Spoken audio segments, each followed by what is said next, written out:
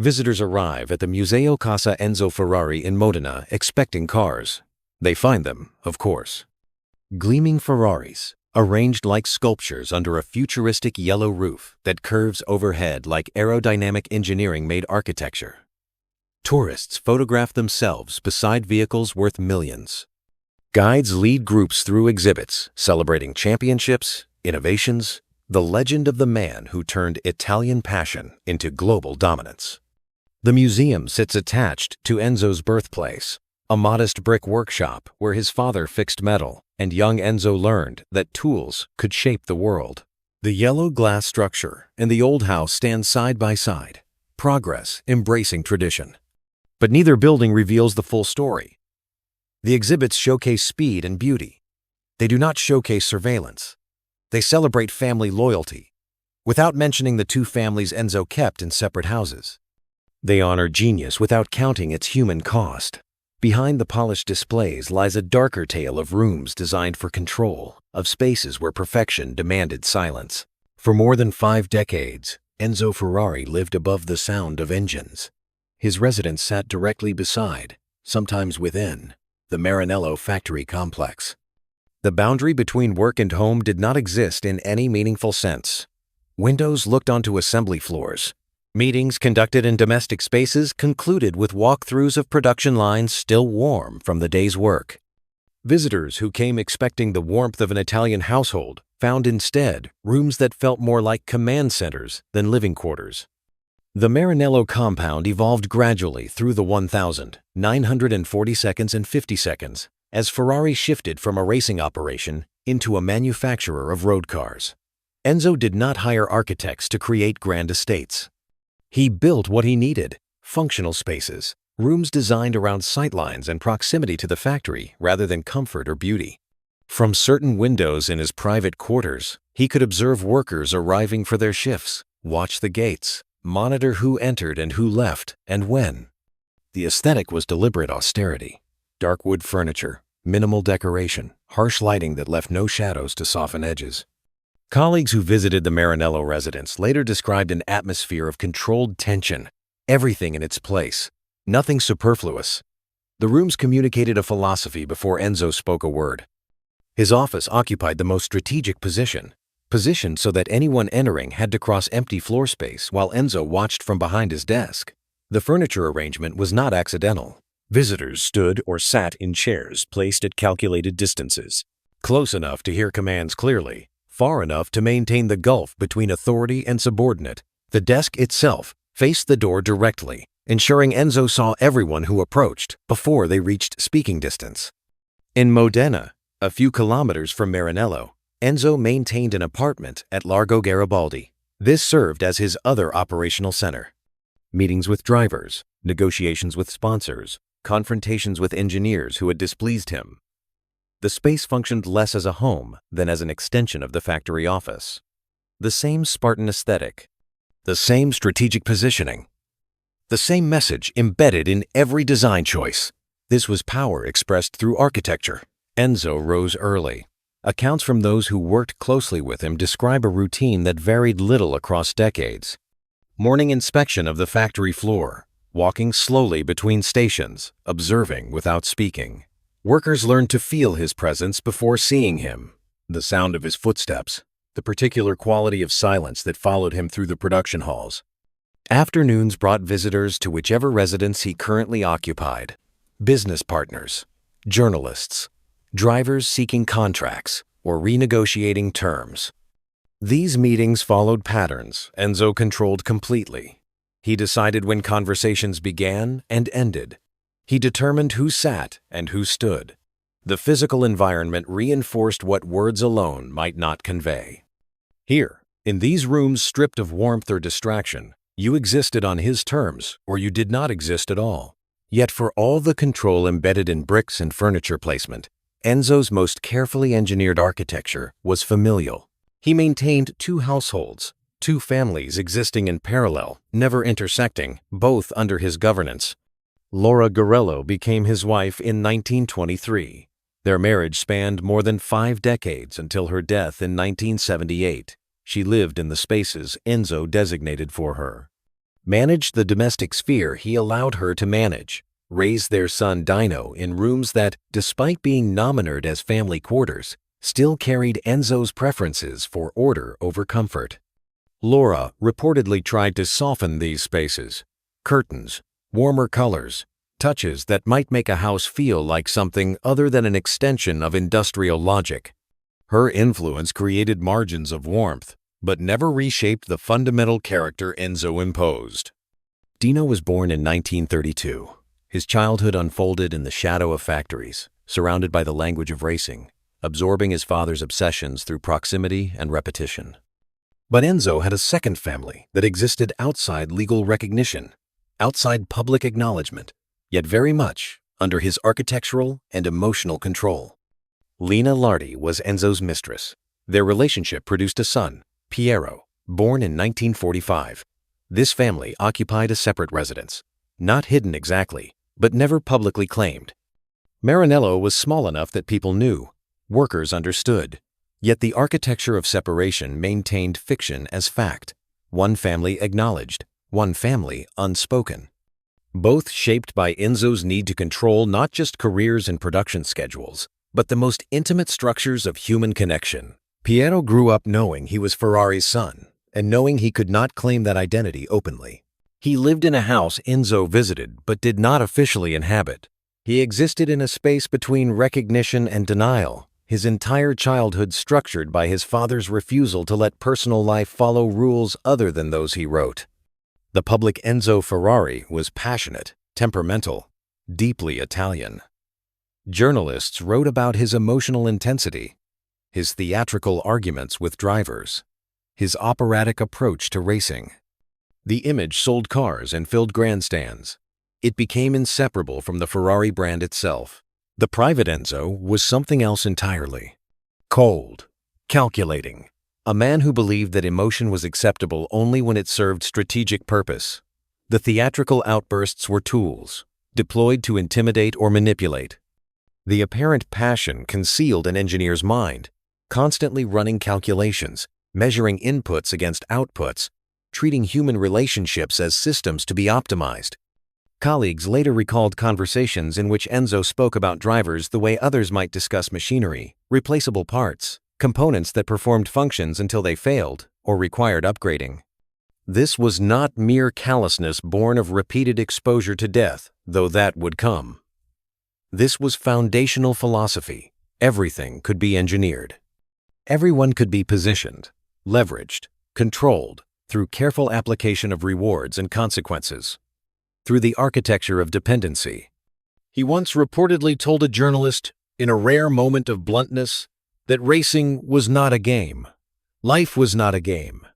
Everything required engineering. The comment was meant to explain his approach to car design, but it revealed something deeper. Enzo engineered not just vehicles, but entire environments. The factory, the residences, the families, the relationships with drivers and engineers and workers. All of it built according to principles of control and measurement and relentless optimization. The rooms reflected this perfectly. No space wasted on comfort that did not serve function. No decoration that might distract from purpose. Light positioned to illuminate what needed illuminating and leave other things in deliberate shadow. Every threshold marked a transition of power. Every chair placed to communicate hierarchy. Visitors who met Enzo in these spaces often described the same unsettled feeling, a sense of being evaluated according to metrics never fully explained. The beautiful automobiles that made Ferrari famous were built here, yes, but so was an atmosphere of constant surveillance, of conditional approval, of security that could evaporate without warning. The pattern established in these rooms, this philosophy of control dressed as precision, of distance maintained even with those closest to you, would extend far beyond domestic walls. It would shape how Enzo treated the engineers who revolutionized racing technology, how he managed drivers whose lives depended on machines his factory produced, how he governed the growing town of Maranello itself. The same logic that positioned furniture to intimidate visitors would eventually position entire families in company housing, their security tied directly to their usefulness, their futures dependent on maintaining approval they could never quite be certain they possessed. But understanding these rooms, these carefully engineered spaces where Enzo lived and worked and ruled, means understanding what they controlled. The walls contained more than one man's preferences.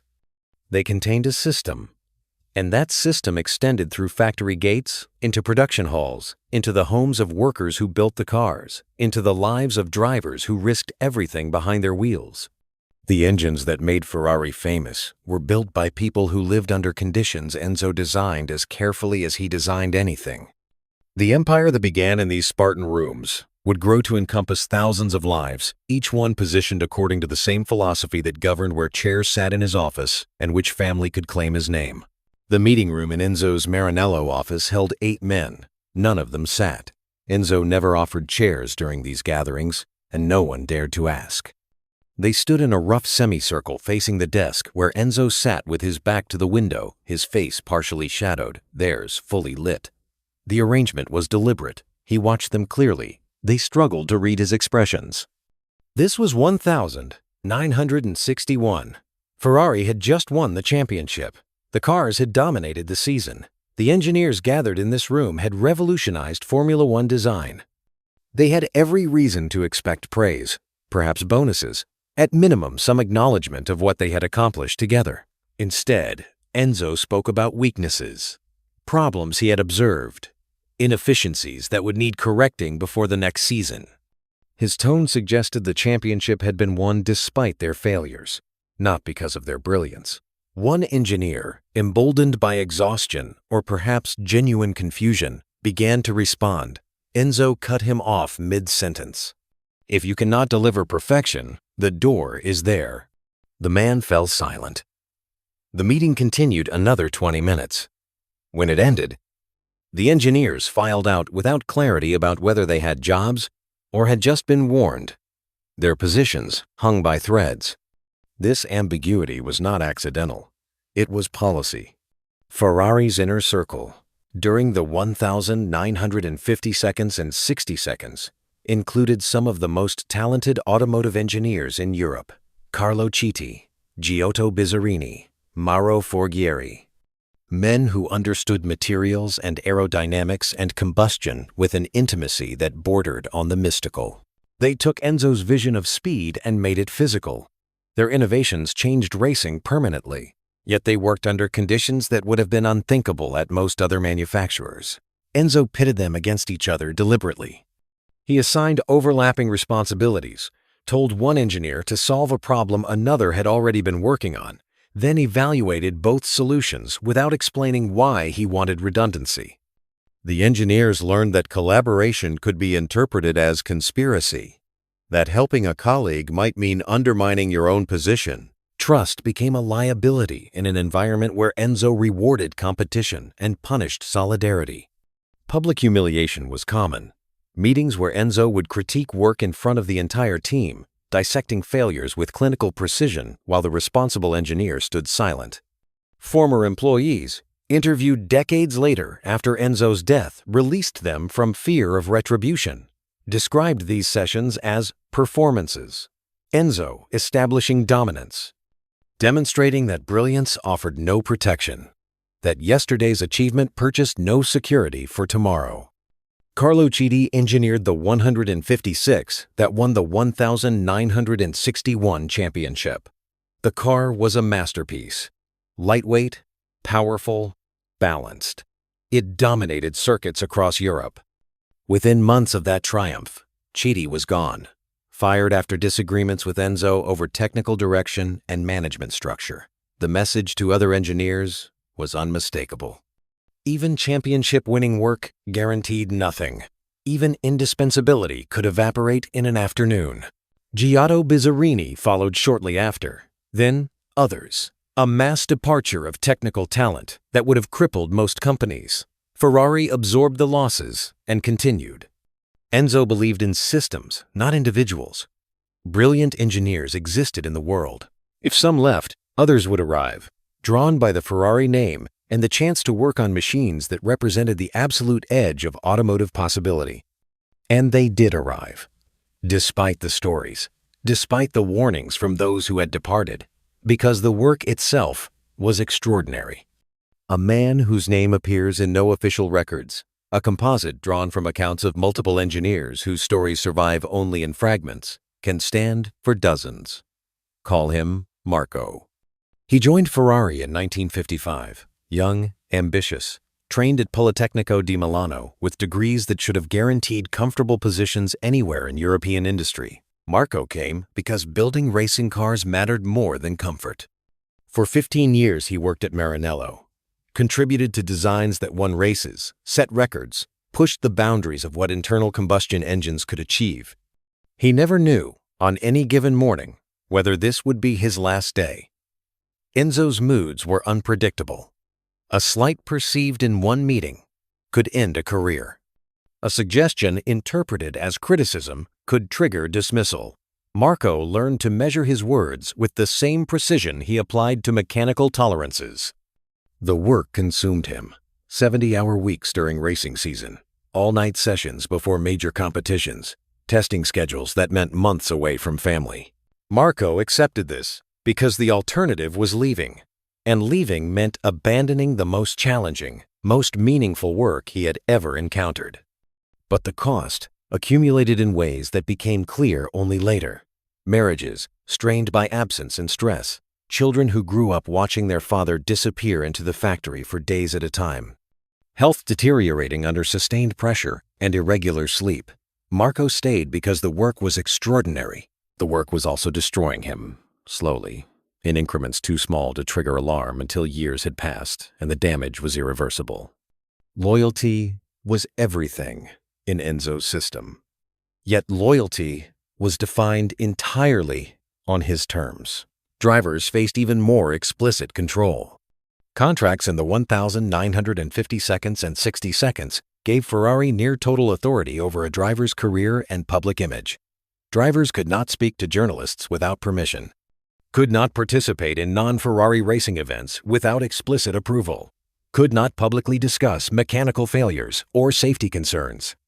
The agreements bound them to silence about anything that might damage Ferrari's reputation, even if that silence meant concealing dangers that put their lives at risk. Some drivers accepted these terms because Ferrari offered the fastest cars. Racing drivers exist to go fast, to compete for championships. A Ferrari contract meant access to machinery that could win. The restrictions seemed a reasonable price for that access. Others accepted because refusing meant ending their careers. Formula One in those decades was a small world. Teams talked to each other. A driver who challenged Enzo's authority at Ferrari would find other doors closed. The ecosystem reinforced itself. The contracts were oppressive, yes, but alternative employment barely existed. The philosophy Enzo expressed in private conversations, later recounted by journalists who had earned enough trust to hear it, was brutally simple. Drivers were expendable. Engines were eternal. A driver might die and another would take his place. The engine, the mechanical achievement, the accumulation of technical knowledge that persisted, that mattered. This was not mere callousness. This was theology. Enzo worshipped at the altar of engineering perfection. Human lives ranked below mechanical excellence in his cosmology. He did not want drivers to die. But if they did, that tragedy was less significant than the survival and improvement of the machines they had been privileged to pilot. The engineers understood this. They lived with the knowledge that their innovations would be driven by men Enzo considered replaceable. Some compartmentalized, focusing on the technical challenges while avoiding thought about ultimate consequences.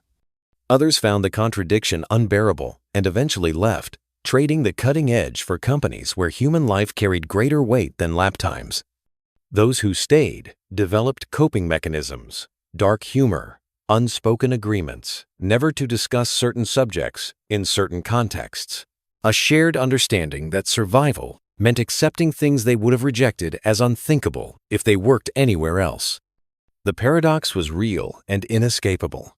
Ferrari was producing some of the most advanced racing technology on Earth. Working there meant participating in genuine innovation. The engines coming out of Maranello were works of art. The aerodynamic solutions, the material choices, the integration of components, all represented human ingenuity pushed to its limits. But that brilliance extracted a price measured in stress, broken relationships, careers destroyed by sudden dismissals, and a constant low-grade fear that colored every interaction with Enzo.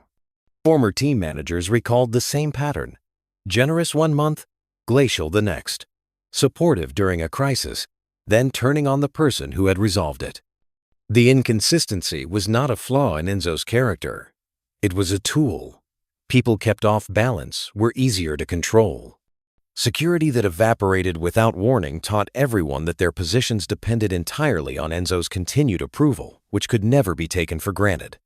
This was not family. Despite the language Ferrari used in public communications, this was monarchy, a court subject to a king's moods, and the king neither forgot slights nor felt obligated to explain his decisions. Letters found in archives decades later reveal the private thoughts of engineers and managers who could not express these feelings while employed: frustration, exhaustion, a bone-deep weariness that came from working at the highest level while never knowing if tomorrow brought praise or termination. Some wrote about considering leaving, then deciding to stay one more season, then another, then realizing years had passed and they were trapped not by contracts but by their own inability to walk away from work that mattered so much and hurt so deeply. The system claimed lives in multiple ways. Some literal, which would become devastatingly clear in the years ahead. Others metaphorical, but no less real. Careers that could have flourished elsewhere but withered under Enzo's management. Relationships that fractured under sustained pressure. Health ruined by stress and overwork. And yet people kept coming, kept staying, kept accepting conditions they knew were unsustainable, because the alternative meant giving up the chance to build the fastest cars in the world, to solve problems no one else was solving, to leave a mark on a field that would remember their contributions long after Enzo's specific cruelties faded from memory. The engineers, at least, could leave at night. They could walk through the factory gates, drive to homes that were legally their own, sleep in beds Enzo did not control. The separation was imperfect. The work followed them. The stress invaded their private hours. But physical distance existed. For the workers of Maranello, the boundary between Ferrari's control and personal life would prove even more difficult to locate. The houses lined Via Abitone Inferiore in neat rows. Modest brick structures, 2 stories, small gardens behind wrought iron fences. From certain angles, the Ferrari factory looms visible beyond the rooftops, its presence defining the geography of everything around it. These homes were built in the 1960 seconds and early 70 seconds as Maranello transformed from agricultural village into company town. Walk these streets today, and the architecture still speaks the language of that transformation. Order imposed on what had been irregular. Control embedded in brick and mortar. In the 1960 seconds and 70 seconds, working for Ferrari meant more than a paycheck. It meant joining what the company carefully cultivated as Famiglia Ferrari, the family. Not a corporation with employees, but a household with members bound by loyalty and shared purpose. The mythology was powerful and deliberately constructed. You were not hired, you were welcomed. You did not work. You contributed. You did not receive a salary. You shared in collective achievement. The reality behind the mythology was more complicated. Ferrari provided housing to key workers. Not everyone qualified. Skilled mechanics, essential technicians. Employees whose expertise made them worth binding to the company through architecture and debt. The houses were offered as benefit, part of compensation package that also included access to the company medical clinic, subsidized meals in the factory cafeteria, recreational facilities that fostered community, while keeping that community contained within Ferrari's sphere. For families arriving from elsewhere in Italy, drawn by the promise of stable work in an industry that seemed to offer both security and prestige, these houses represented transformation. Giuseppe and Maria, names borrowed from accounts of multiple families whose individual stories blur together in the collective memory of Maranello's older residents, arrived in 1965. Giuseppe had trained as a mechanic in Turin. Maria came from a farming family in Emilia-Romagna. They married young, started a family, struggled in rented rooms where 3 people shared space designed for one. When Ferrari offered Giuseppe a position and mentioned housing might be available, the decision felt obvious. The keys arrived 3 months after Giuseppe started work. The house itself was small. 2 bedrooms, a kitchen, a bathroom with running water and indoor plumbing that still felt miraculous to Maria, who had grown up using an outhouse and washing at a pump. A yard where their daughter could play without dodging traffic. Windows that looked toward the factory, yes, but also toward neighbors whose children would become their children's friends, whose lives would interweave with theirs in ways that felt like genuine community. Maria stood in the kitchen that first day, running her hand along the counter, opening and closing the oven door, testing the water pressure at the sink. Giuseppe found her there an hour later, still exploring the space with an expression he struggled to interpret. Joy, certainly, but something else underneath. A kind of disbelief that this was real, that they had been granted access to stability they had never imagined achieving. The benefits were real. The houses were well maintained, structurally sound, properly heated in winter. The medical clinic treated workers' families without charge, handling everything from minor injuries to childbirth. The community that formed among Ferrari families created networks of mutual support, neighbors who watched each other's children, who shared meals, who celebrated holidays together with a warmth that genuinely existed and was not merely performance. But the gift came with conditions, and those conditions shaped daily life in ways that became clear only gradually. Employment and housing were legally separate. The rental agreement said so explicitly. In practice, the separation was fiction. Everyone understood the truth. Lose your position at Ferrari, and you lost your home. The timelines varied. Sometimes families received a few months to relocate, sometimes less, but the outcome was certain. Firing meant eviction. The security of the house depended entirely on the security of the job, and jobs at Ferrari were never truly secure. This knowledge colored everything. The pride in building racing cars, the genuine satisfaction in contributing to machines that won championships and set records, existed alongside constant low-level anxiety. A mistake on the assembly line could trigger dismissal. A conflict with a supervisor could end a career. Speaking to journalists about safety concerns or working conditions could result in quiet removal, not just from employment, but from the neighborhood itself, from the community that had become inseparable from family identity. The surveillance was less formalized than Ford's sociological department, but no less effective. Neighbors watched neighbors, not out of malice, usually, but out of the complicated logic of company towns, where everyone's security felt precarious. And protecting the collective meant enforcing conformity. A family that caused problems, that complained too loudly, that drew negative attention to Ferrari, threatened not just themselves but the entire system that provided homes and healthcare and community to hundreds of families. The pressure to maintain appearances, to present unified support for the company, came less from management directives than from the accumulated anxiety of people who had too much to lose. Gossip networks operated with efficient ruthlessness. A worker who drank too much at the local bar would find supervisors aware of it by Monday morning. A wife who spoke critically about working conditions at the market would discover her husband receiving warnings about family loyalty. Children who got in trouble at school reflected poorly on their parents' judgment and, by extension, their reliability as Ferrari employees. The boundary between private life and company evaluation effectively vanished. Everything visible became potentially relevant to employment decisions. Giuseppe learned these rules through observation and occasional quiet warnings from coworkers who had been there longer. Do not discuss accidents in public. Do not question management decisions where others might overhear. Do not let your family become visible in ways that drew the wrong kind of attention. The list of prohibitions was never written down. It did not need to be. The architecture of consequence was clear enough. Maria experienced the control differently but no less acutely. The other wives in the neighborhood were warm, generous with advice and assistance. But beneath the warmth ran currents of evaluation. How clean did you keep your house? How well behaved were your children? Did you maintain appropriate loyalty to Ferrari? Appropriate pride in your husband's contribution? appropriate silence about anything that might damage the family mythology the company worked so hard to cultivate. She learned to navigate these currents carefully, to accept help while offering it in return, to participate in community events with genuine enthusiasm, while avoiding any statement that might be interpreted as criticism. The performance became second nature.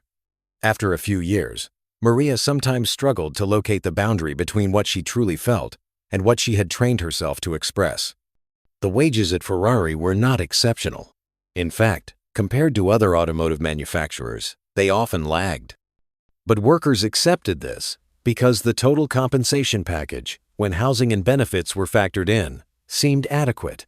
More importantly, challenging the wage structure meant risking everything.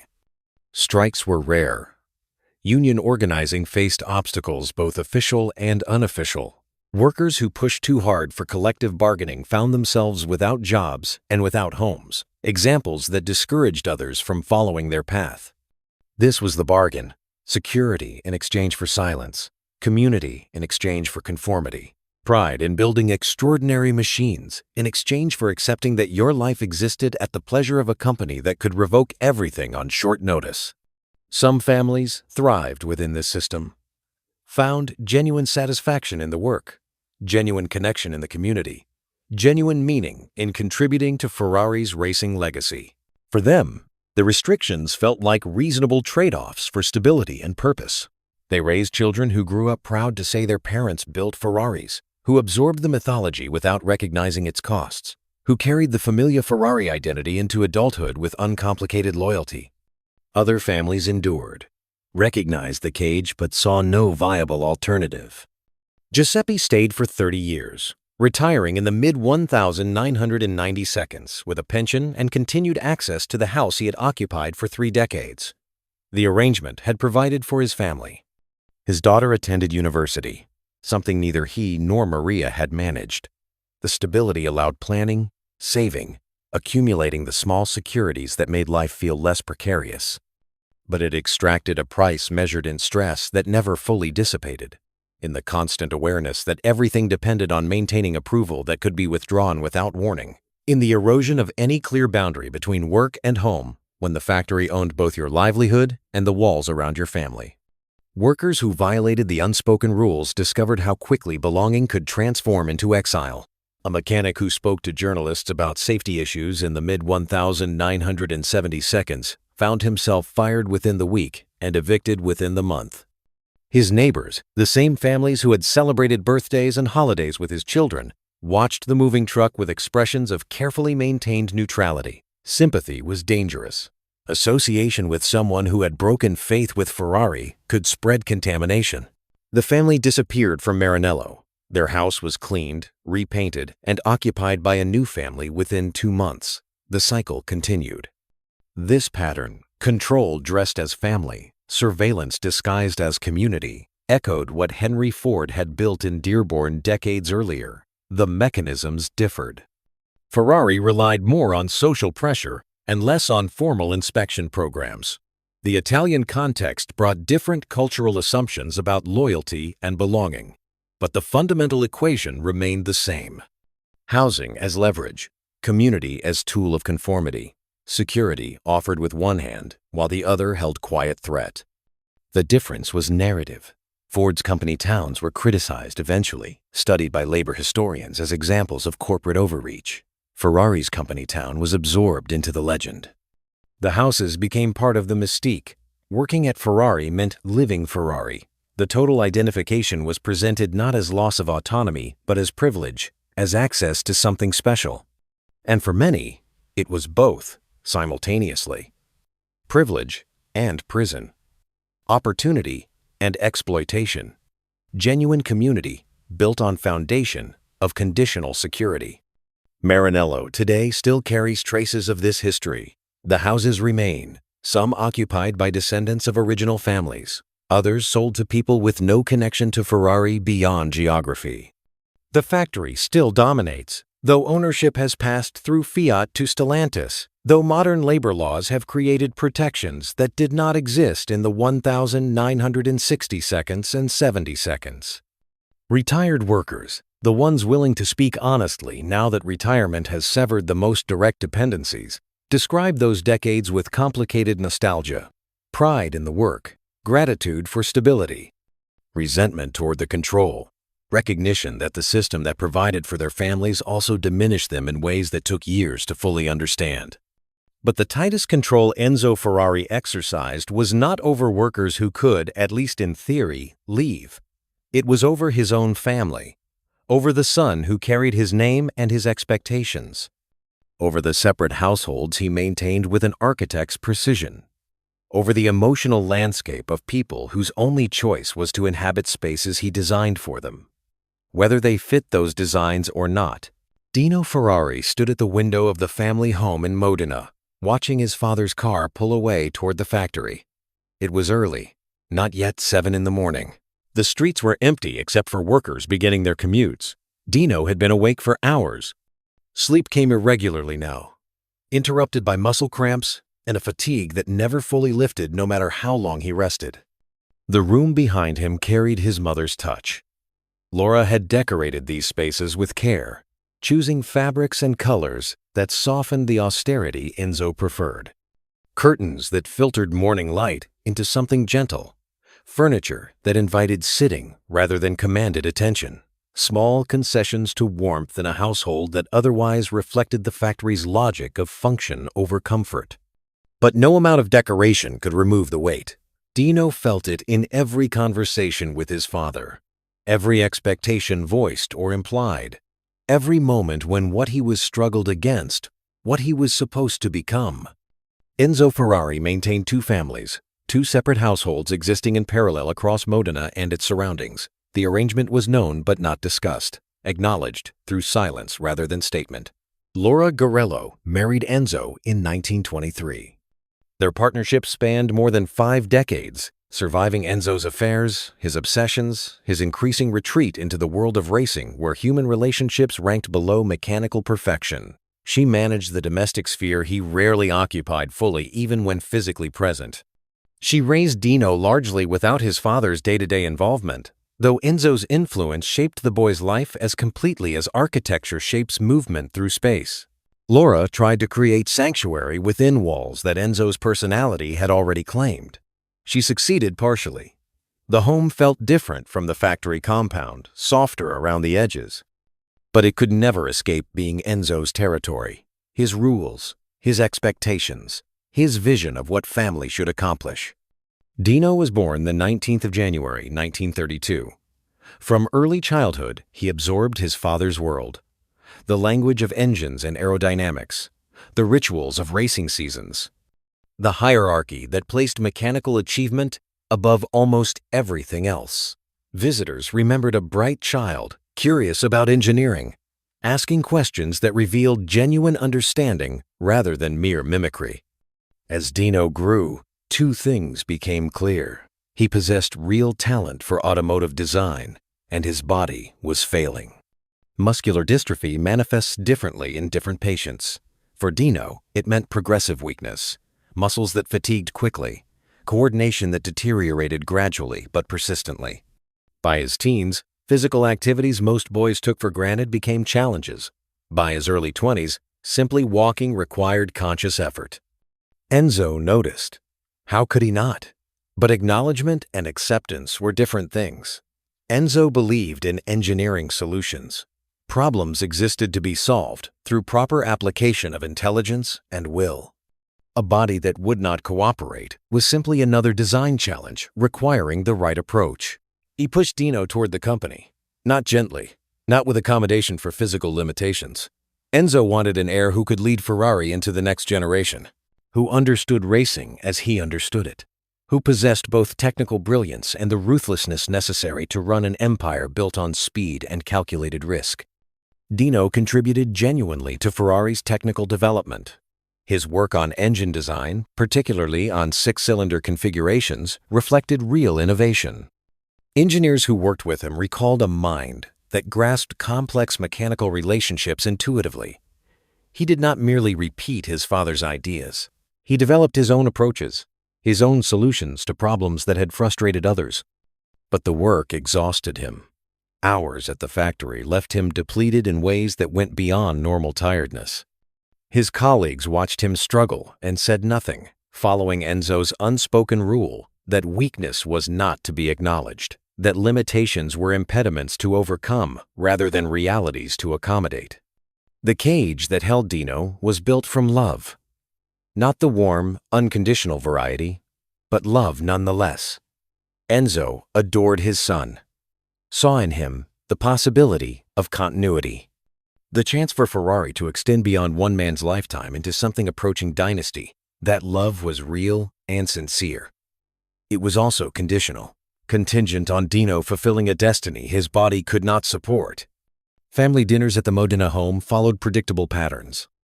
Enzo would arrive late, often after Laura and Dino had already eaten.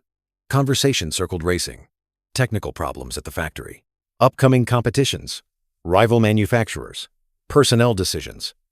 Dino participated, offering insights, asking questions, performing the role of engaged heir even when exhaustion made concentration difficult.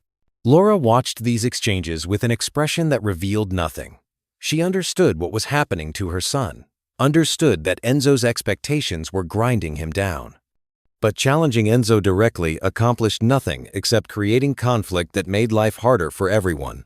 She tried to protect Dino in smaller ways, ensuring he rested, monitoring his health, providing the emotional support his father either could not or would not offer. Dino tried. That effort was perhaps the cruelest part. He genuinely wanted to meet his father's expectations, wanted to prove himself worthy of the Ferrari name and the responsibility it carried. The desire was authentic, not merely performance. But desire could not overcome biology. Will could not engineer away the progressive deterioration of his musculature. Meanwhile, a few kilometers away, another family occupied a different space in Enzo's carefully compartmentalized life. Lina Lardi became Enzo's mistress in the early 1940s. Their relationship produced a son, Piero, born the 22nd of May, 1945. This family existed outside legal recognition, outside public acknowledgement. Piero grew up knowing who his father was and knowing he could not claim that identity openly. Enzo visited, provided financially, maintained connection, but he kept the two families separate with architectural precision. Laura and Dino in one sphere, Lina and Piero in another, never intersecting, never acknowledged to each other in any official capacity. Piero watched his half-brother from the margins, saw Dino receiving the attention, the pressure, the weight of being the acknowledged heir. Piero existed in a strange liminal space. Ferrari's son, but not Ferrari. Part of the family, but excluded from its public presentation. The separation was not merely social, it was spatial. Written into the geography of Modena itself. Different houses, different neighborhoods, different lives that shared only the connection to a man who kept them apart with the same calculated precision he applied to factory layouts.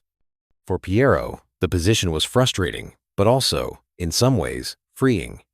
He carried no expectations, bore no weight of dynasty. He could develop his own interests without constant pressure to fulfill someone else's vision. Yet he also carried the knowledge that his existence remained conditional on his father's willingness to maintain it. That recognition could be withdrawn.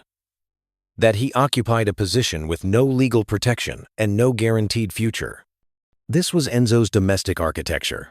Two families, two sons. Both under his control, but in completely different ways. Both shaped by his presence and his absence. Both living lives structured around his needs rather than their own. Dino's health deteriorated through the early 1950s. The muscular dystrophy that doctors had diagnosed but could not treat progressed according to its own merciless timeline. Walking became harder. Fatigue deepened.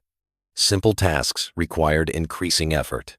Yet he continued working at the factory when he could, contributing to designs, maintaining the appearance that he would eventually assume leadership. Enzo refused to discuss the trajectory. Conversations about Dino's health ended before they could develop into honest assessments of what the future actually held. This was not denial exactly. Enzo understood the medical reality. But accepting it meant accepting that his vision for Ferrari's continuity through Dino was impossible. That acknowledgement threatened the entire structure he had built around the idea of legacy. Friends of the family, speaking years later, after all the principals had died and silence no longer carried consequences, described watching this slow catastrophe unfold. Dino trying desperately to be what his father needed, Laura trying to protect her son while maintaining peace in a household where peace depended on not speaking certain truths. Enzo pushing forward with plans that assumed a future Dino would not live to inhabit. The love was genuine. The damage it caused was also genuine. These facts could coexist without contradiction. Dino contributed to the development of engines that would later carry his name. The Dino V6, eventually used in various Ferrari models, represented his technical legacy. The work was good, innovative, a real contribution to automotive engineering. But it was completed while his body was failing, while every hour at the factory cost him strength he could not recover, while his father's expectations pressed down with weight that never eased. By 1956, Dino could no longer hide how ill he had become. The decline was visible, undeniable. Doctors could offer palliative care, but no cure. The muscular dystrophy had progressed beyond any point where will or engineering could make meaningful difference. Enzo could no longer pretend the trajectory pointed anywhere but toward the conclusion both had avoided naming. He could not fix this, could not engineer a solution, could not apply the logic that worked in factories to the biological reality destroying his son. The houses that had seemed solid, the families that had seemed stable within their separate spheres, all of it rested on foundations that were already crumbling. And what was coming would not only take Dino, it would reshape everything Enzo had built, everything he believed about control and legacy, and the possibility of engineering outcomes through sheer force of will. The hospital room in Bologna held only essential furniture: a bed, a chair, a small table. Sunlight filtered through curtains Laura had requested, softening edges that would otherwise have been too stark. Medical equipment stood nearby, monitoring functions that were steadily failing despite everything doctors attempted. Dino Ferrari lay in the bed, 24 years old, his body finally unable to continue the fight it had been losing for years. The muscular dystrophy that had shadowed his entire adult life was reaching its conclusion. Kidney complications had developed. His system was shutting down in stages that medical intervention could slow but not reverse. Enzo sat in the chair beside the bed, silent, uncharacteristically still. For a man who had spent his life solving problems through engineering and will, this moment represented absolute defeat. There was no mechanical solution, no design adjustment, no application of intelligence or resources that could change what was happening. The 30th of June, 1956.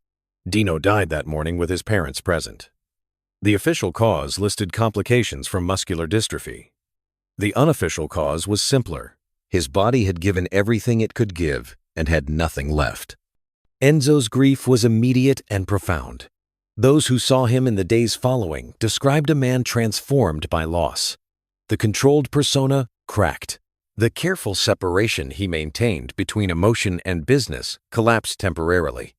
He reportedly told a colleague, using words that would be repeated countless times in biographies and remembrances, that he had lost his left arm. Part of himself had been amputated. The engineering genius who could design solutions to almost any mechanical problem could not engineer his way out of this particular devastation. Laura's grief was quieter, but no less complete.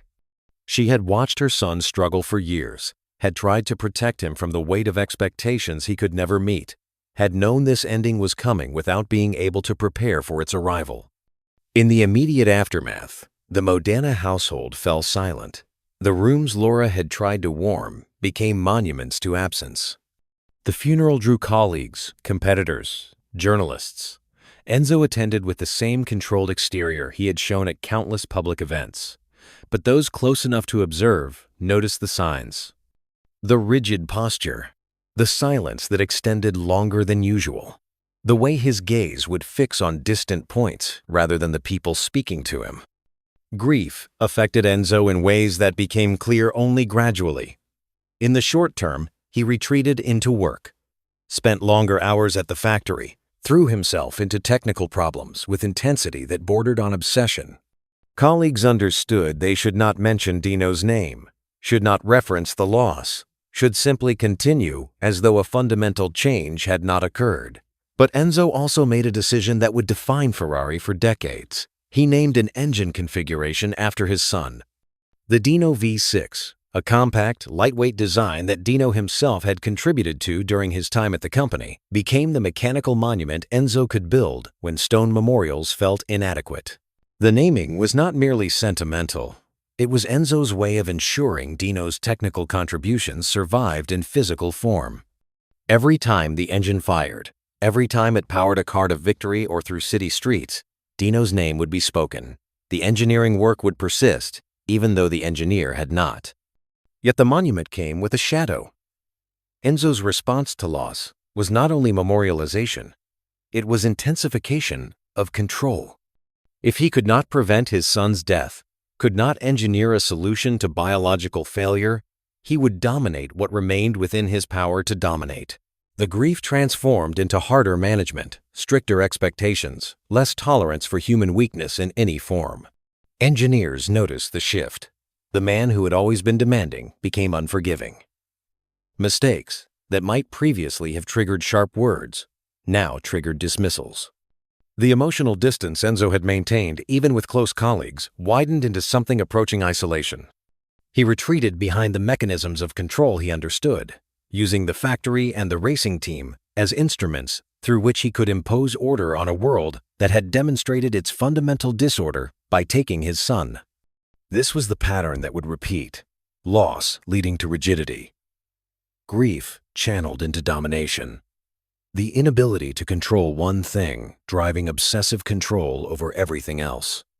And there was so much else to control, so many other lives subject to the calculations Enzo made about acceptable risk and worthwhile sacrifice. The 1,950 seconds and 60 seconds represented Formula One's golden era and its deadliest period. Racing technology was advancing faster than safety measures could keep pace. Cars grew more powerful, while circuits remained lined with trees, hay bales, and insufficient barriers. Drivers wore thin helmets and cotton suits. Fire suppression systems barely existed. Medical facilities at tracks were often inadequate for the injuries that occurred. Ferrari competed at the absolute edge of this lethal progression. The cars were fast, beautiful, technically advanced. They were also dangerous in ways that became apparent only when things went wrong, which happened with grim regularity. Alfonso de Portigo died the 12th of May, 1957, during the Mille Miglia. The long-distance race across public roads in Italy had always carried extraordinary risk. De Portigo's Ferrari suffered a tire failure at high speed. The car left the road, struck spectators, and killed the driver, his navigator, and 9 civilians. The tragedy was so complete that Italy banned the Mille Miglia permanently. De Portigo was 28 years old, a Spanish nobleman, handsome, charismatic, exactly the kind of driver who made Ferrari racing glamorous rather than merely fast. His death was not unique. It was representative. Wolfgang von Trips died the 10th of September, 1961, at Monza during the Italian Grand Prix. The Ferrari he drove collided with another car during the race's second lap. The impact launched von Trips's car into a fence, killing him and 15 spectators. He was 33 years old, leading the championship standings, expected to become Ferrari's first German world champion. Instead, he became another name on the list of drivers who died in Ferrari cars on race circuits that had not been designed to contain the speeds modern racing had reached. Lorenzo Bandini died the 10th of May, 1967, at Monaco. His Ferrari crashed at the harbor chicane, overturned, and caught fire. The fuel system ruptured. Bandini was trapped in the cockpit as flames consumed the car. Marshals struggled to extinguish the fire while he burned. He survived long enough to reach the hospital but died 3 days later from his injuries. 27 years old, an Italian driver in an Italian car, embodying everything Ferrari represented. His death was particularly horrific because it happened in front of cameras, broadcast live, the burning car visible for minutes, While rescuers fought fires, they were not adequately equipped to control. These were not the only deaths. They were the most visible. Other drivers died in testing, in lesser races, in accidents that made local headlines, but not international news. The exact count varies depending on how deaths are attributed and what time frame is considered. But by any reasonable accounting, more than a dozen drivers died in Ferrari Formula One cars between 1,950 and 1,970. Enzo's philosophy regarding these deaths was consistent and publicly stated. He built cars to go fast. Racing was inherently dangerous. Drivers knew the risks. They chose to participate understanding what could happen. Their deaths were tragic but not preventable within the context of the sport as it existed. Safety measures that reduced performance were, in his view, contrary to the entire purpose of racing. This position was not merely rhetorical. It shaped how Ferrari designed cars, how the team approached risk management, how contracts were structured. Drivers signed agreements that limited their ability to speak publicly about technical failures or safety concerns. Families of dead drivers found themselves facing legal obstacles when they sought compensation or public acknowledgement of design flaws. The calculation was brutal in its clarity. Championships were worth the funerals. Victories justified the casualties. The mechanical excellence mattered more than the human cost required to achieve it. A driver whose name does not appear in official records, a composite drawn from accounts of multiple racers whose careers were cut short not by death but by injury or refusal to continue under unacceptable conditions, can represent others who survived but did not escape unmarked. Call him Antonio. He drove for Ferrari in the early 1960 seconds, competed in several Grand Prix events, showed promise as a talented, though not exceptional driver. During a race in 1963, Antonio crashed. The car failed mechanically, not due to driver error. He survived with broken bones and burns that would leave permanent scars. While recovering, he began asking questions about the technical failure that had caused the accident, wanted documentation, wanted assurances that the problem would be addressed before other drivers faced similar risk. Ferrari's response was termination. Antonio's contract was not renewed. He found himself blacklisted from other teams, his questions interpreted as disloyalty that made him unemployable in a racing world where owners protected each other from drivers who might set precedents about accountability. Antonio's career ended not because he lacked skill, but because he had asked for something Ferrari was unwilling to provide: transparency. Admission that the cars, for all their beauty and speed, sometimes failed in ways that endangered the men who drove them. Workers at the Maranello factory experienced these deaths differently than management did. They built the cars piece by piece, installed the engines, the fuel systems, the suspension components. Some of them knew the drivers personally, had conversations in the factory halls, developed relationships with men who were more than names on race results. When news of a death reached Maranello, the factory floor absorbed it with a silence that spread like weather. Work continued. Production schedules allowed no time for mourning, but the knowledge accumulated. The car you assembled last month killed someone this weekend. The engine you tuned with such precision burned someone to death. Your craftsmanship, your attention to detail, your skill, all of it contributing to machines that went fast enough to kill the men inside them when things went wrong. Some workers compartmentalized, separated the technical achievement from the human consequence, focused on the engineering challenges and the pride of building racing cars that won championships. Others found the moral weight unbearable and eventually left, trading elite manufacturing for work that did not require them to wonder if their labor had contributed to someone's death. The pattern was clear to anyone willing to see it. Ferrari was producing extraordinary cars. The technology was genuinely advanced. The engineering represented serious innovation. But the advancement came with a body count that was neither accidental nor unforeseeable. It was calculated, an acceptable cost of competing at the edge of what was mechanically possible. Enzo did not celebrate these deaths. He did not want drivers to die.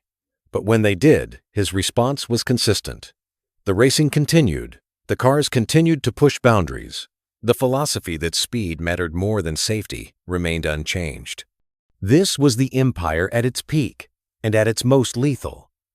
Championships accumulated. Trophies filled cases. The Ferrari name became synonymous with racing excellence. And beneath all of it, in hospital rooms and funeral homes, and the quiet conversations workers had away from management oversight, the cost was counted in ways that never appeared in official histories or press releases. Dino's death had shown Enzo that some things could not be engineered, could not be controlled through force of will or application of resources. Biology had its own logic that overrode human intention. But instead of softening his approach to other domains, the lesson seemed to have hardened him. If he could not prevent all loss, he would at least ensure that losses in pursuit of mechanical excellence were understood as necessary sacrifices rather than preventable tragedies. The grief was real. The monument he built to his son was sincere. And the calculus that traded driver lives for racing glory was equally sincere. These facts coexisted without contradiction in Enzo's mind. His complexity was not performance. It was genuine psychological architecture, as carefully constructed as the physical spaces he controlled, and ultimately just as constraining to the people caught inside its logic. The paddock at Monza in 1973 held more tension than the race itself would generate. Team representatives, drivers, and FIA officials had gathered not to discuss lap times or technical regulations, but something more fundamental: safety. The word had become unavoidable after too many funerals, too many widows standing beside caskets, too many crashes broadcast on television to audiences who were beginning to question whether entertainment justified the carnage. Jackie Stewart stood among the drivers presenting demands: better barriers at circuits, mandatory safety equipment in cars, medical facilities capable of handling severe trauma, fire suppression systems that actually worked. The list was long and specific, built from years of watching colleagues die in accidents that better design might have prevented or at least made survivable. Ferrari's representative listened with visible impatience. The demands were characterized, not quite in these words, but close enough, as softness. Racing was dangerous. It had always been dangerous. Making it safe would strip away the very element that made it compelling. The risk was the point. Removing it meant removing the essence of the sport itself. This argument had worked for decades. It was beginning to fail. The 1,970 seconds represented a turning point in Formula One's relationship with death. The sport had always been lethal, but the 1,960 seconds had been particularly brutal. The deaths of drivers like Jim Clark, Jacques Rindt, and Bruce McLaren, combined with the horrific accidents that injured dozens more, created pressure that team owners and manufacturers could no longer simply deflect with appeals to tradition or claims that danger was inseparable from racing. Jackie Stewart became the most visible advocate for change. His campaign was personal. He had survived accidents that should have killed him. He had watched friends die in crashes that might have been survivable, with different track design or better safety equipment. His advocacy was systematic and relentless. He spoke to media. He organized drivers. He pressured race organizers and governing bodies. He made safety not merely a technical issue, but a moral one. Enzo Ferrari resisted these changes with the same force he had applied to every other aspect of his empire. His public statements on the subject were consistent. Racing was inherently dangerous. Drivers knew the risks when they signed contracts. Attempting to eliminate danger meant eliminating the sport. Safety measures that compromised performance were, in his view, contrary to the entire purpose of building the fastest cars possible. But resistance could not stop regulatory momentum. The FIA, Formula One's governing body, began implementing mandatory safety standards. Circuits were required to improve barriers, runoff areas, and medical facilities. Cars had to incorporate safety features that manufacturers like Ferrari had previously considered optional or unnecessary. Fuel cells designed to prevent ruptures during crashes, improved roll bars, better fire suppression systems, harnesses that kept drivers secured even during violent impacts. Ferrari complied. Eventually, grudgingly. The implementation was slow and accompanied by public complaints about restrictions on engineering freedom.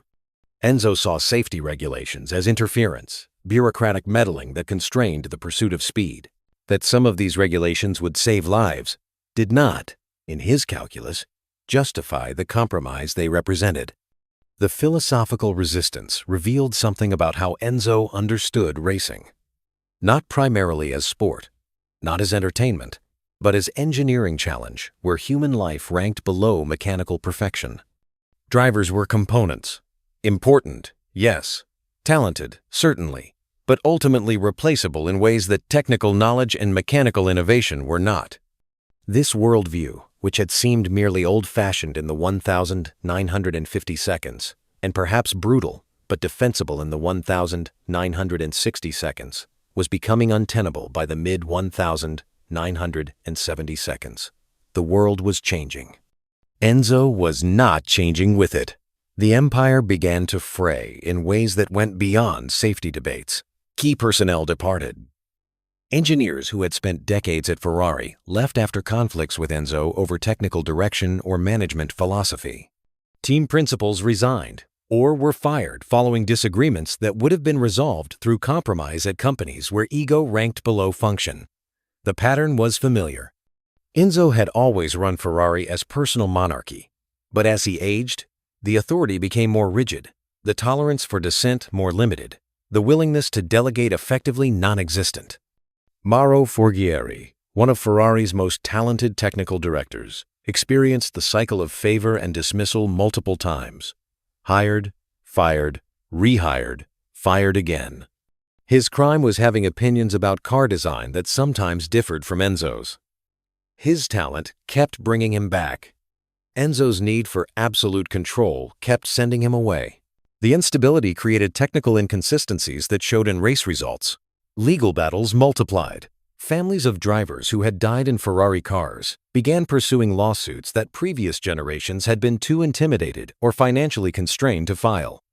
Some cases settled quietly, with agreements that included confidentiality clauses preventing public discussion of terms. Others dragged through Italian courts for years, generating publicity Ferrari would have preferred to avoid. The legal exposure revealed vulnerabilities Enzo had never adequately addressed.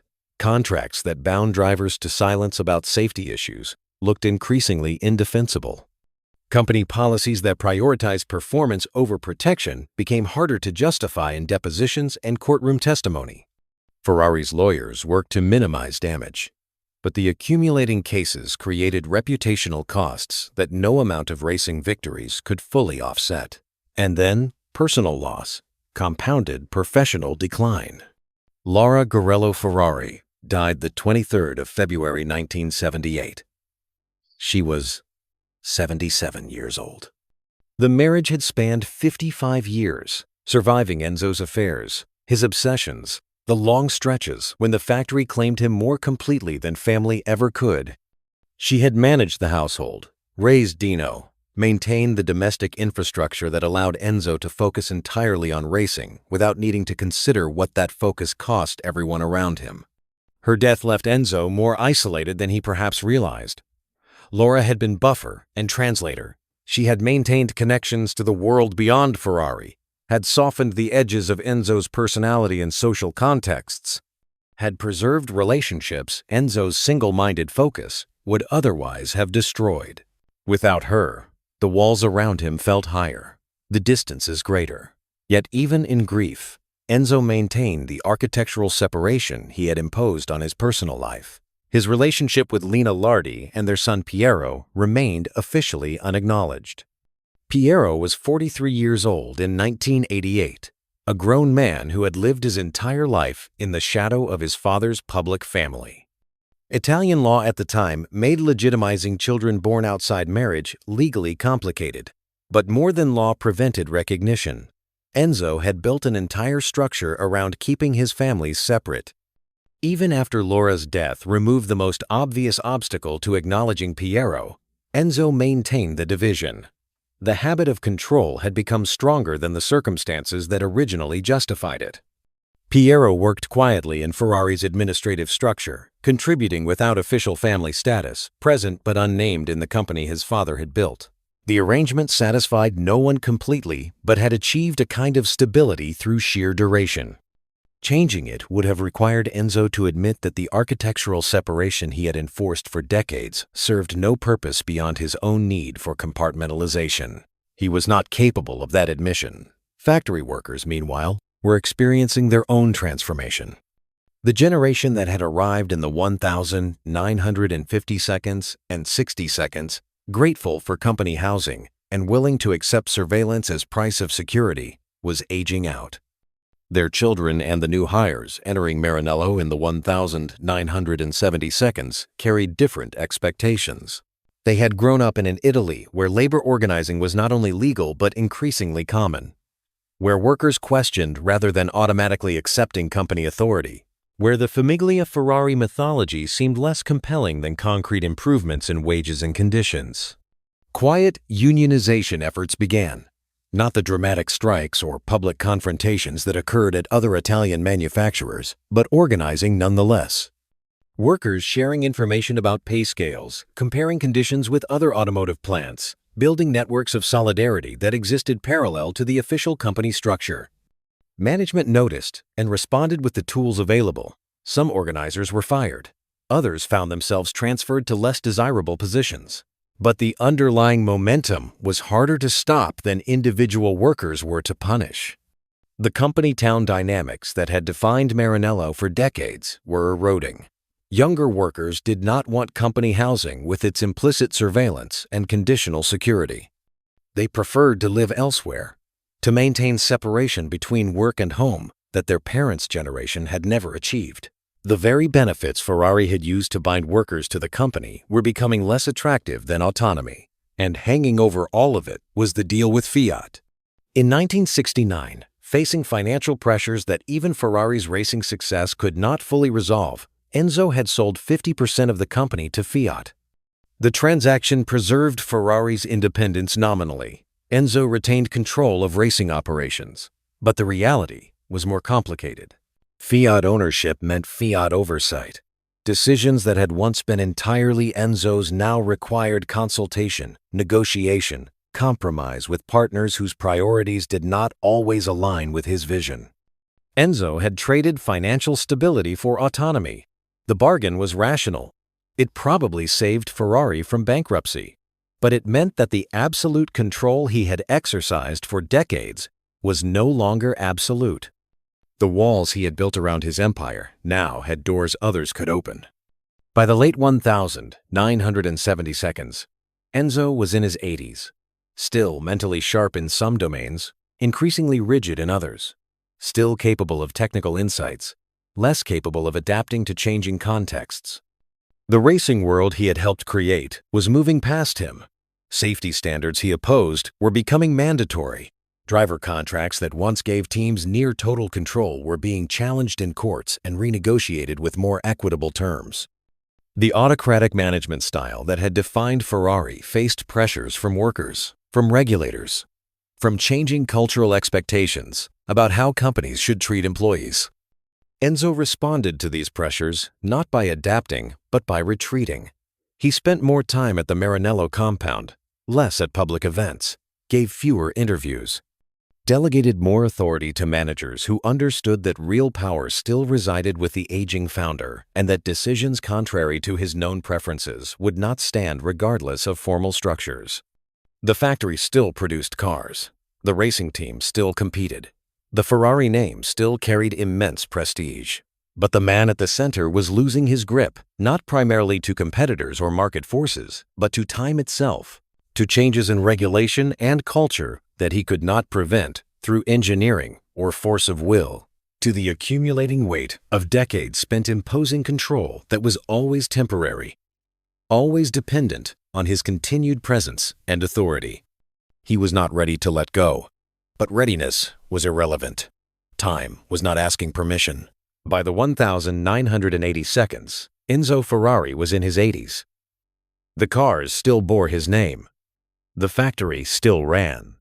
But the man who had controlled everything, who had designed houses to intimidate visitors, who had maintained separate families in separate spheres, who had treated drivers as replaceable components in pursuit of mechanical perfection, was losing his grip.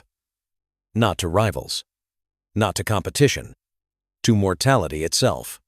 And unlike every other problem he had faced across 7 decades of building an empire, this one could not be engineered away. The office in Maranello sits exactly as Enzo Ferrari left it, the desk positioned to face the door, papers arranged in precise stacks, photographs on the walls showing cars, drivers, victories accumulated across decades.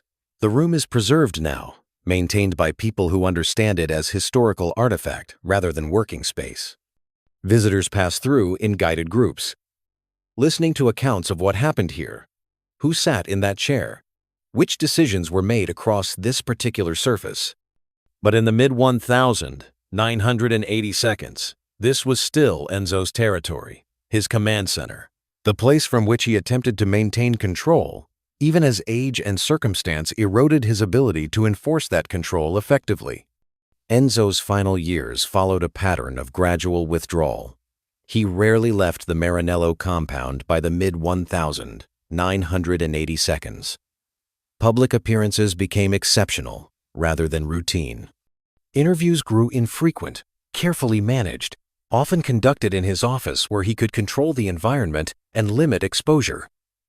Photographs from this period show a man visibly aged, the angular features softened by time, the intense gaze still present, but set in a face that carried 9 decades of accumulated experience and exhaustion. He still tried to manage Ferrari's racing operations, still wanted final approval on technical decisions, still believed his judgment remained superior to that of engineers and team managers who had not lived through the entire history of the sport, but the reality was increasingly complicated. Fiat's ownership meant layers of oversight that had not existed when Ferrari operated as purely private entity. Modern Formula One had regulatory structures, commercial demands, and safety requirements that constrained the kind of autocratic decision-making Enzo had once exercised. Without question, colleagues from this period, speaking years later with the freedom that distance and Enzo's death provided, described a man caught between what he had been and what circumstances now demanded. Still sharp in some domains, still capable of technical insights that revealed his deep understanding of automotive engineering, but also rigid in ways that created friction with a racing world that had evolved past the era he understood instinctively. He resisted retirement. The suggestion itself felt like insult. Ferrari was not merely his company. It was the physical manifestation of his life's work. Walking away meant acknowledging that the enterprise could continue without him, that his presence was no longer essential, that the machinery he had built no longer required his constant attention to function. These acknowledgments were impossible for someone who had spent 70 years treating control as fundamental to his identity. The 14th of August, 1988. Enzo Ferrari died in Modena at age 90. The death was quiet, not dramatic. He simply stopped. Reports described natural causes, the accumulated failures of a body that had persisted far longer than most. No theatrical final words. No deathbed revelations. Just the ordinary conclusion of a very long life that had been extraordinary in its impact, but ended as all lives end, regardless of what the person accomplished before the final moment arrived. The immediate response revealed the complexity of what Enzo had built and what he had left unresolved. Piero Lardi Ferrari, who had lived his entire life as Enzo's unacknowledged son, was legally recognized as Ferrari's child within months of his father's death. Italian law had made this recognition complicated while Enzo lived, but legal obstacles were not the only reason for decades of official silence. Enzo had maintained architectural separation between his families with the same precision he applied to factory layouts. That separation had served no practical purpose after Laura's death in 1978. It persisted because the habit of control was stronger than the circumstances that originally justified it. Piero's recognition brought him into Ferrari's formal structure. He received shares in the company. His position shifted from informal participant to legal heir. But recognition could not erase the decades spent in shadow, could not restore the childhood and young adulthood lived under the weight of being simultaneously Ferrari's son and not permitted to claim that identity publicly. Succession became immediately contested. Dino had been groomed to lead. His death in 1956 had eliminated the clear heir Enzo had envisioned. Piero had not been prepared for leadership. He had contributed administratively but had never been positioned as future head of the company. Fiat already owned controlling interest. The 1969 deal had saved Ferrari financially, but had also ensured that ultimate control would pass not to family but to corporate ownership when Enzo died. Management battles erupted quickly. Team principals, engineers, and Fiat executives all maneuvered for influence in an organization that had been held together primarily by one man's force of will. Without Enzo, the structure revealed its fragility. Decisions that had been made through autocratic command now required consensus that was difficult to achieve among parties with competing interests and different visions for Ferrari's future. The factory workers experienced the transition with mixed emotions, relief that the constant pressure of working under Enzo's direct oversight had ended. Anxiety about what Fiat's full control would mean for employment, for working conditions, for the character of the company itself. Some workers had spent entire careers at Ferrari. They knew no other employer. The uncertainty about whether Fiat would maintain production levels, whether they would honor the peculiar culture Ferrari had developed, whether jobs would survive corporate restructuring, created an atmosphere of nervous waiting. The houses responded in different ways to Enzo's absence. The Largo Garibaldi apartment in Modena was preserved almost immediately. Cleaned, stabilized, frozen in a condition that approximated its appearance during Enzo's occupation. The space became quasi-museum, accessible to researchers and occasionally to journalists writing retrospectives, but not open to general public. The preservation was selective. What was saved reflected what surviving family and early biographers wanted remembered: the austere office, the strategic furniture placement, the evidence of a man who lived for work rather than comfort. What was not preserved was equally revealing. The homes where Lina, Lardi, and Piero had lived remained private. No markers, no historical designation. The second family's spaces did not become part of Ferrari's official heritage.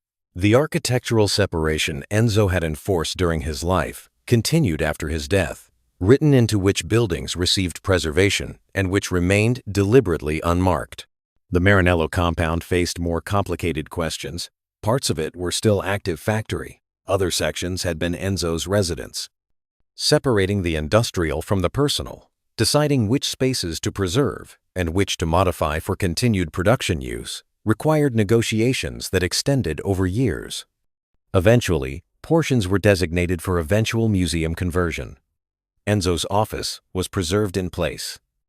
Other residential areas were gradually absorbed back into factory functions. Museum plans began almost immediately. Enzo's birthplace, the small workshop where his father had worked and where Enzo had been born in 1898, was already historically significant. Plans developed to expand it into proper exhibition space that would eventually become the Museo Casa Enzo Ferrari that opened in 2012.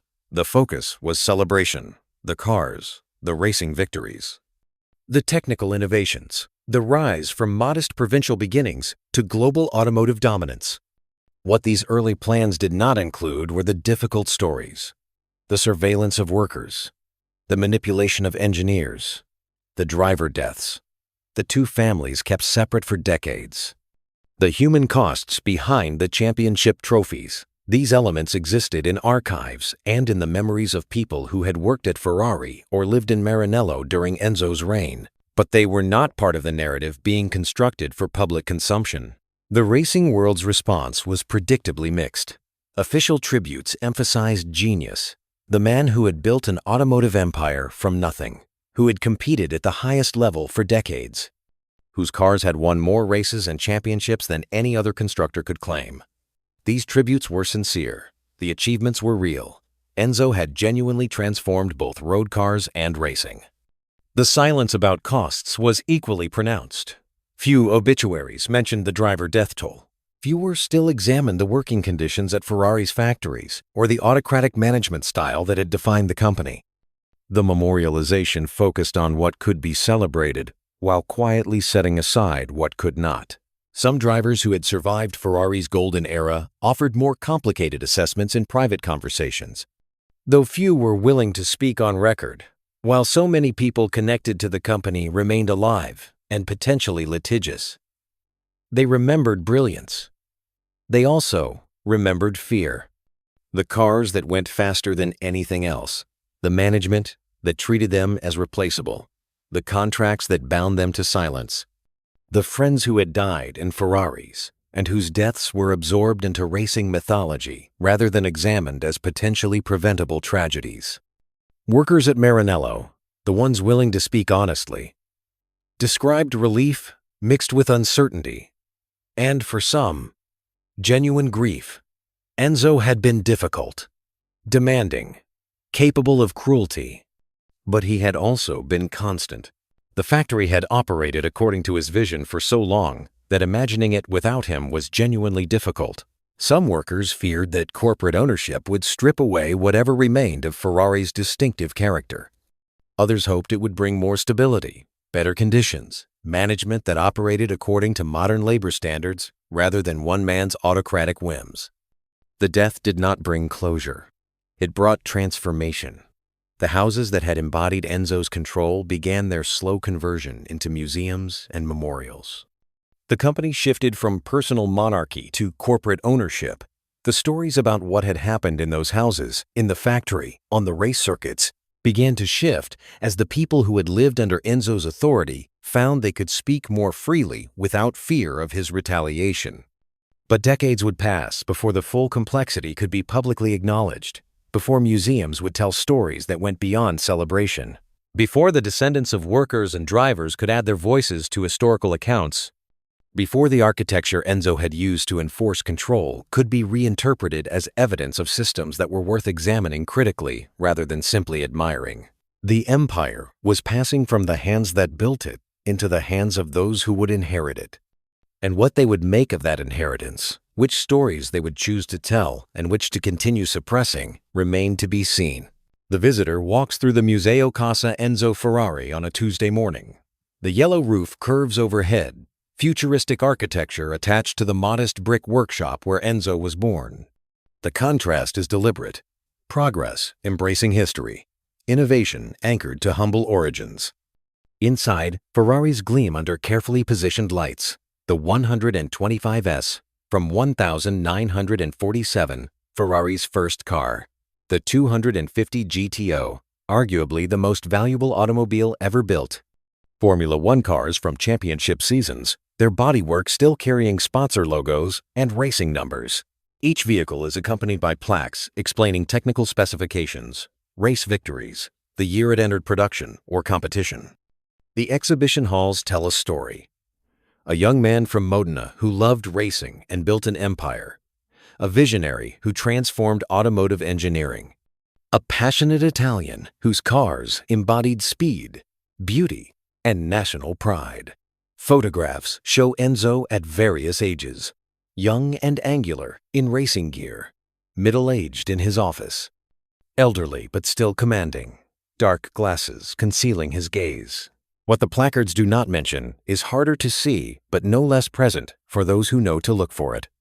There is no exhibit about the surveillance of Maranello workers, no display explaining how company housing bound employees to conditional security, no placard listing the drivers who died in Ferrari Formula One cars between 1950 and 1970, no acknowledgement that the technical innovations celebrated in one gallery were purchased partly through casualties, documented nowhere in these halls. The museum opened in 2012, 24 years after Enzo's death. The design deliberately connected old and new. The original workshop preserved as it was, or at least as selective preservation imagined it had been. The yellow building housing the car collection, constructed to museum standards with climate control, security systems, and educational infrastructure that would have been unthinkable when Enzo lived. Museum guides lead groups through the exhibition. Most are younger, hired for knowledge of automotive history and ability to speak multiple languages for the international visitors who arrive daily. They recite information about horsepower and aerodynamics, about races won and records set, about the man who built this legacy, starting with almost nothing except ambition and mechanical aptitude. A few guides, The ones who have worked here longer or who grew up in Maranello and carry knowledge that did not come from official briefings tell slightly different stories, not contradicting the official narrative exactly, but adding layers the placards do not mention. They point to photographs of the factory and mention that workers lived in company housing nearby. Some visitors nod and move on. Others ask questions. What was that like? Did Ferrari treat workers well? The guides navigate these questions carefully. Company policy discourages negativity, but honesty demands acknowledging complexity. The housing was real. The surveillance was also real. Workers were grateful for security and also fearful of losing everything. Outside the museum, Maranello continues. The factory still operates under Stellantis ownership. Ferrari remains Ferrari in name and production, though corporate structure has changed fundamentally since Enzo's death. The cars coming off assembly lines today carry the prancing horse logo he designed, but the company that produces them answers to shareholders in ways that would have been unthinkable under his autocratic management. Workers still live in some of the original company housing, though ownership has long since transferred from Ferrari to individuals. The houses have been renovated, personalized, freed from the architectural uniformity that once defined them. Gardens grow according to personal taste rather than company inspection standards. Paint colors vary. The neighborhood looks lived in rather than controlled. Piero Ferrari, finally recognized as Enzo's son in the months following his father's death, holds a position within the company's structure.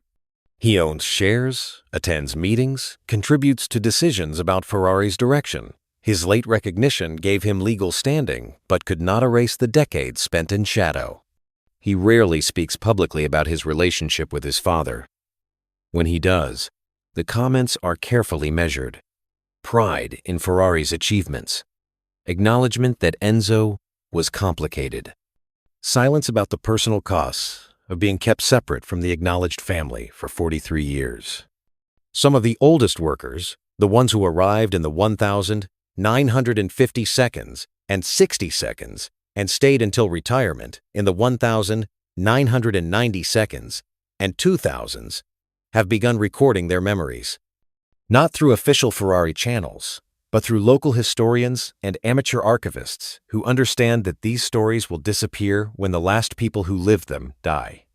Paolo, a composite name for several retired workers whose accounts have been gathered in these informal oral history projects, spent 38 years at Ferrari. He started in 1962, worked through Enzo's reign and into the Fiat era, retired in 2000 with a pension and the house he had rented from the company for decades. Now in his 80s, he sometimes gives unofficial tours to researchers or journalists who find him through connections rather than museum directories. His version of Ferrari history includes details the Yellow Museum does not display. The fear that accompanied every interaction with management. The way neighbors watched each other, not out of malice, but out of collective anxiety that one family's mistake could trigger scrutiny for everyone. The pride in building cars that won races, mixed with the knowledge that some of those cars had killed their drivers. The complicated gratitude for stability that came at the cost of autonomy. Paolo does not perform bitterness. He genuinely believes his time at Ferrari was worthwhile, that the work mattered, that building those cars represented achievement worth the sacrifices demanded. But he also insists that the sacrifices be named, that the museum's celebration of genius acknowledge the human infrastructure that made that genius physically manifest. Historians working in archives have begun finding documents that earlier researchers either missed or chose not to emphasize. Contracts that gave Ferrari extraordinary control over drivers' public statements. Inspection reports from the company housing era. Internal memos about how to handle families of drivers killed in accidents. Letters from engineers who left Ferrari describing working conditions that would violate modern labor standards. This material exists in scattered repositories, some in Ferrari's own archives, which the company has slowly made more accessible to serious researchers, some in local government records, some in private collections held by descendants of workers and drivers who kept documents that official histories did not preserve.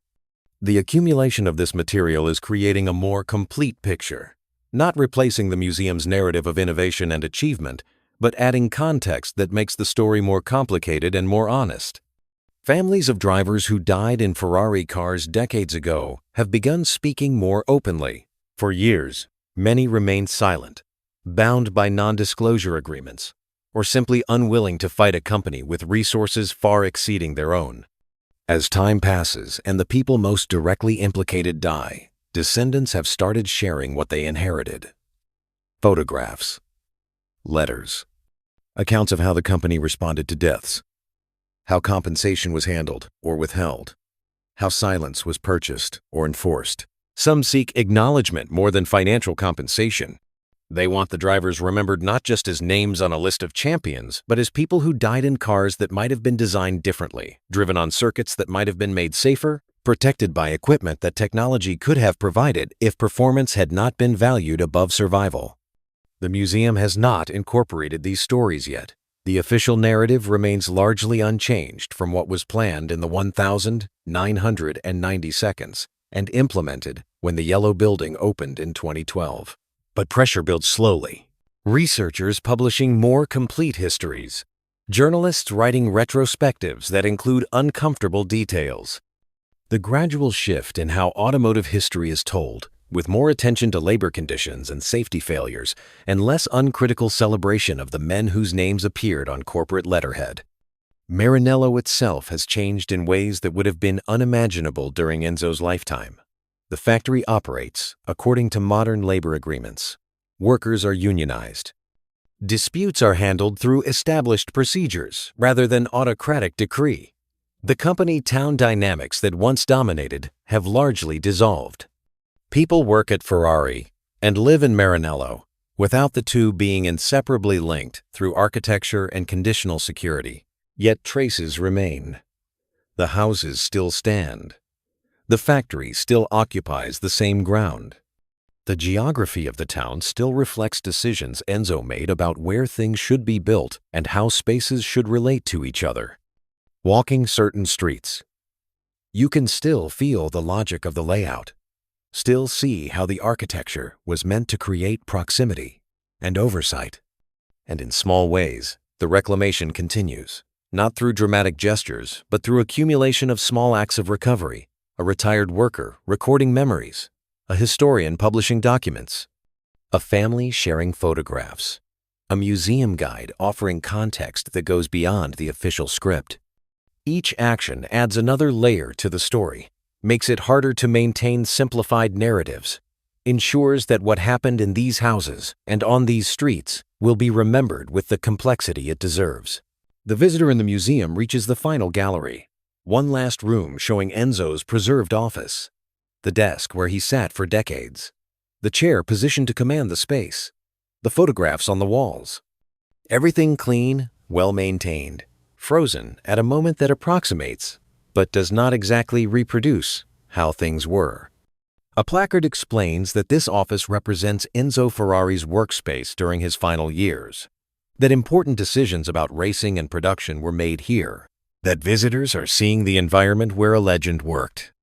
What the placard does not say is that this office was also a tool, that its arrangement was calculated to intimidate, that people stood in front of that desk and felt their careers, their livelihoods, their futures hanging on the words of the man who sat behind it. That control was exercised here as deliberately as engines were designed elsewhere in the factory. The visitor reads the placard, looks at the desk, moves on. Outside, Modena continues. The Yellow Museum receives its daily visitors. The factory produces cars that carry a name made famous decades ago.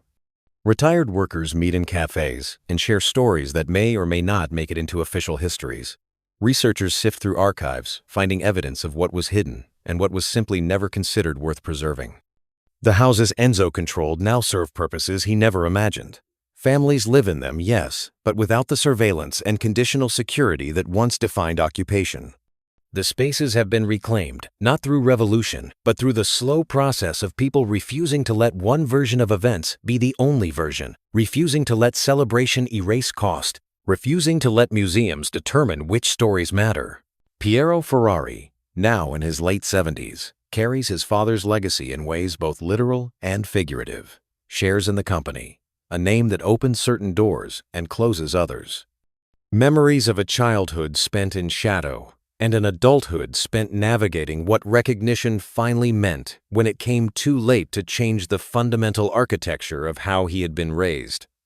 The museums tell part of the truth. The workers tell another part. The families of the dead carry their own. And somewhere in Modena, a retired factory worker sits in a cafe near the Yellow Museum, watching tourists photograph Ferraris through the window, and remembers when those same assembly lines produced not just speed but also silence that was enforced rather than chosen. The empire Enzo built from his sparse rooms and calculated distances has been dismantled and rebuilt by others, people he never expected would have voices. People whose versions of events do not match the plaques and exhibitions that celebrate him. People who understand that genius and cruelty can occupy the same life without contradiction. That innovation and exploitation can coexist. That beauty and harm can be built into the same machines. The door at the Museo Casa Enzo Ferrari opens and closes hundreds of times each day. Visitors enter expecting to see fast cars and Italian excellence. What they see depends partly on the exhibits and partly on what questions they bring with them. Some leave satisfied with the celebration. Others leave troubled by what was not mentioned. Both responses are appropriate. Both reflect truth. A young woman stands at the museum exit, her hand on the door. She came to see racing history and found something more complicated. Her notebook contains questions that the exhibits did not answer, observations about what was present and what was conspicuously absent.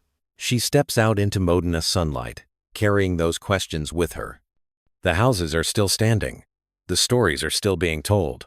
And the questions, the ones about what we owe to genius that caused pain, about how we remember complicated people who built important things through methods that harmed others, those questions remain open. The doors that once kept people out, that maintained separation and enforced control, now stand open for anyone willing to walk through them. But what they find inside depends on what they are willing to see.